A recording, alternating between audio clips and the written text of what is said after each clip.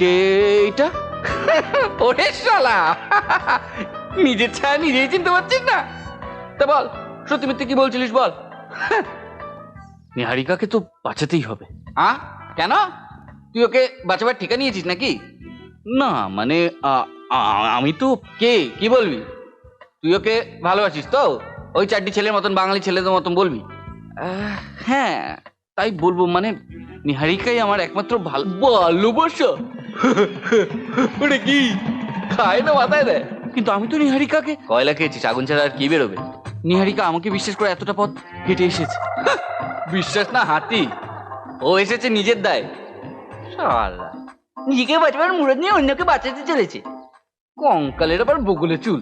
আমি বলি শোন চাচা, নিজের প্রাণ বাঁচা। আমরা দুজন অনেকটা পথ একসাথে হেঁটেছি, ওর ছোঁয়াতে। আবার ছোঁয়া মারাচ্ছে শালা।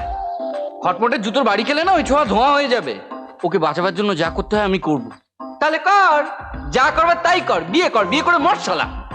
পরে কিন্তু খুব ব্যথা লাগবে, হেভি কাঁদবি। তখন কিন্তু আমাকে ডাকিস না, আমি চললাম।